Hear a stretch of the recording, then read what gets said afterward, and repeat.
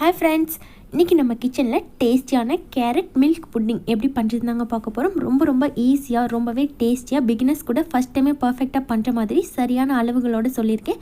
வீடியோவை ஸ்கிப் பண்ணாமல் பாருங்கள். இது வரைக்கும் தமிழ் ஃபன் சேனலை சப்ஸ்கிரைப் பண்ணாத நண்பர்கள் சப்ஸ்கிரைப் பண்ணிக்கோங்க. அப்படியே பக்கத்தில் இருக்கிற பெல் ஐக்கானை கிளிக் பண்ணிவிட்டு ஆல் அப்படிங்கிற ஆப்ஷனை கிளிக் பண்ணிக்கோங்க. அப்போ தான் நாங்கள் அப்புறம் நியூ அப்டேட்ஸ் டெய்லி உங்களுக்கு உடனுக்குடன் நோட்டிஃபிகேஷன்ஸாக வரும். ஒரு கப் அளவுக்கு கேரட் எடுத்துக்கோங்க. குட்டி குட்டியாக கட் பண்ணிவிட்டு அதுக்கப்புறமா எடுத்திருக்கேன். கேரட் வந்து சின்ன சைஸ் பெரிய சைஸ் அப்படின்னு வித்தியாசப்படும் அப்படின்றதுனால நான் வந்து கட் பண்ணியே உங்களுக்கு மெஷரிங் காமிச்சிருக்கேன். ஒரு கப் அளவுக்கு கட் பண்ண கேரட் எடுத்துக்கோங்க. ஜாரில் சேர்த்துக்கோங்க. மிக்ஸி ஜாரில் சேர்த்ததுக்கப்புறமா இது கூட அரை கப் அளவுக்கு பால் சேர்த்து இதை வந்து நல்லா ஸ்மூத் பேஸ்ட்டாக அரைச்சி எடுத்துகிட்டு வந்துடுங்க.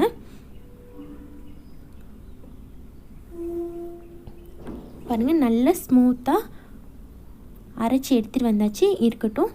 இப்போ ஸ்டவ் ஆன் பண்ணிவிட்டு ஒரு சாஸ்பேன் வச்சுக்கோங்க. அதில் 2 கப் அளவுக்கு பால் சேர்த்துக்கோங்க.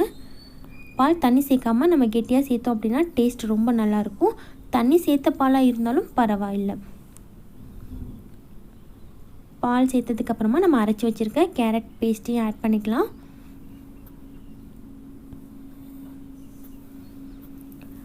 ஆட் பண்ணிவிட்டு ஒரு தடவை நல்லா கலந்து விட்டுக்கோங்க. எல்லாம் ஒன்றா சேர்ந்து நல்லா கொதித்து வரட்டும்.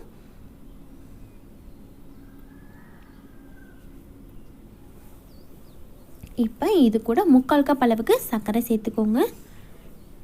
எல்லாமே நான் மெஷரிங் கப்பில் தான் அளவு எடுத்திருக்கேன். ரொம்ப பர்ஃபெக்டான அளவாக இருக்கும். சர்க்கரையும் சேர்த்து நல்லா கொதிக்கட்டும். ஸ்டவ்வை வந்து சிம்மில் வச்சுக்கோங்க. இப்போ இது கூட 10 கிராம் அளவுக்கு சைனா கிராஸ் எடுத்திருக்கீங்க. கடல் பாசின்னு சொல்லுவோம் இல்லையா, சைனா கிராஸ் கடல் பாசின்னு சொல்லுவோம். அது வந்துட்டு குட்டி குட்டி பீசஸாக கட் பண்ணிவிட்டு அதையும் அரை கப் அளவுக்கு இருக்கிற மாதிரி மெஷர் பண்ணிக்கோங்க. 10 கிராம் அளவுக்கு நீங்கள் வந்து சரியான அளவாக இருக்கும்.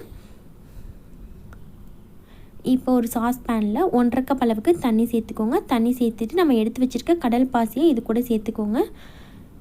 ஸோ 10 கிராம் அப்படின்னு சொல்லும்போது சிலருக்கு வந்து சரியான அளவு தெரியாது. அதுக்காக நான் குட்டி குட்டியாக கட் பண்ணிவிட்டு நான் மெஷரிங் கப்பில் உங்களுக்கு மெஷர் பண்ணி காமிச்சிருக்கேன். அரை கப் அளவுக்கு இருக்குது.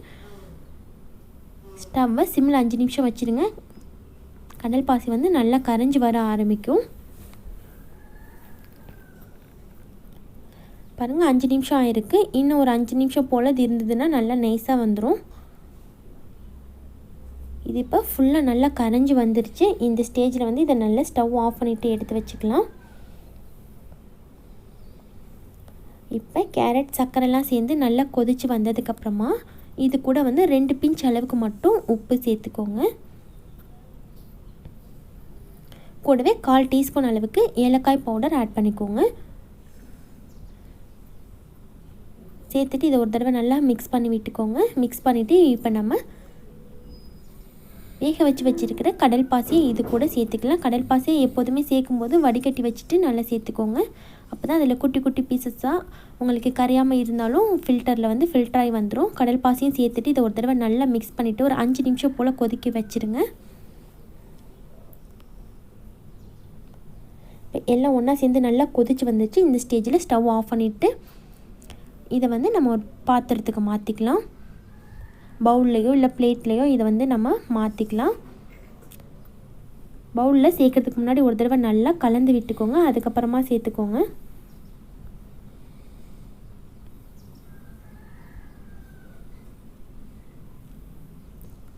சேர்த்ததுக்கப்புறமா இதை அப்படியே நம்ம வெளியிலே வச்சும் நல்லா ஆற வச்சும் சர்வ் பண்ணலாம்.